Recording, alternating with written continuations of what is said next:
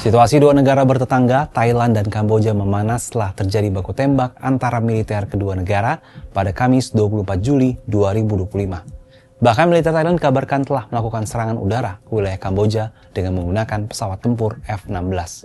Lantas apa sebenarnya penyebab konflik bersenjata antar dua negara tetangga di Asia Tenggara ini? Konflik bersenjata ini terjadi setelah seorang tentara Thailand mengalami cedera pada Rabu 23 Juli akibat ledakan ranjau darat. Beberapa hari sebelumnya, 3 tentara Thailand juga terluka akibat ledakan ranjau saat berpatroli di sepanjang wilayah perbatasan yang disengketakan pada 16 Juli. Thailand menuduh Kamboja yang menanam ranjau tersebut.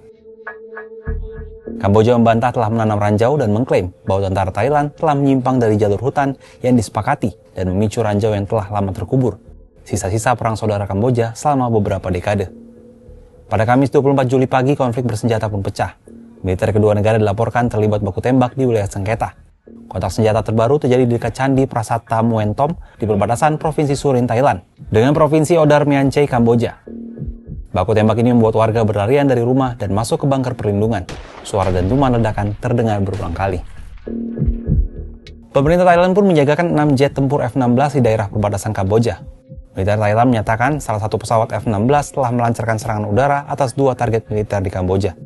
Juru bicara Kementerian Luar Negeri Thailand, Nikorndej Balankura, dalam konferensi pers Kamis 24 Juli di Bangkok menyebut Thailand akan terus mengerahkan militernya jika Kamboja mengancam kedaulatan mereka. The Royal Thai government is prepared to intensify our self-defense measures if Cambodia persists in its armed aggression and violations upon Thailand's sovereignty, in accordance with international law and principles. Tak hanya itu, kedutaan besar Thailand di Phnom Penh memerintahkan warganya untuk segera meninggalkan Kamboja. Pemerintah Thailand menarik duta besar Tul Tresorat dari Kamboja dan segera mengusir duta besar Kamboja untuk Thailand, Hun Sarwen, pada Rabu 23 Juli.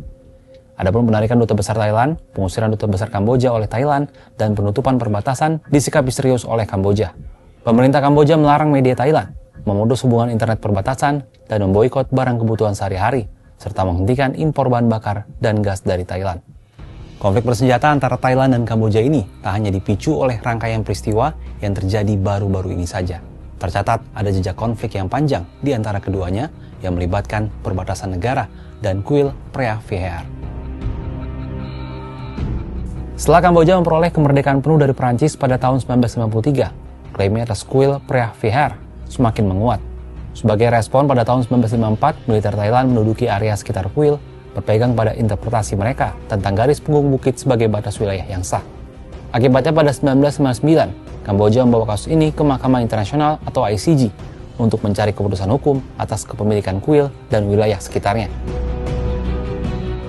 Pada 1962, ICJ memberikan otoritas penuh kepada Kamboja atas sengketa 900 tahun kepemilikan kuil Preah Vihear di perbatasan Kamboja, Thailand. Meski demikian, Thailand tetap mengklaim wilayah tersebut dan sejumlah candi lainnya yang berdekatan. Sengketa perbatasan itulah yang terus berlangsung dan memicu kekerasan lanjutan pada Mei 2025 hingga kini. Sengketa juga menyebabkan Perdana Menteri Thailand, Paetongtarn Shinawatra, diberhentikan sementara dari jabatannya karena skandal percakapan telepon dengan Hun Sen bocor ke publik. Perkataan Paetongtarn dalam percakapan telepon dianggap menghina militer dan harga diri bangsa Thailand. Dengan sejarah sengketa yang panjang dan ketegangan politik domestik yang terus memanas, api dalam sekam konflik Thailand-Kamboja bisa dibilang akhirnya membara juga. Pertanyaannya, mungkinkah solusi permanen dapat tercapai? Atau akankah sejarah terus berulang di perbatasan kedua negara? Gimana menurut sahabat Kompas?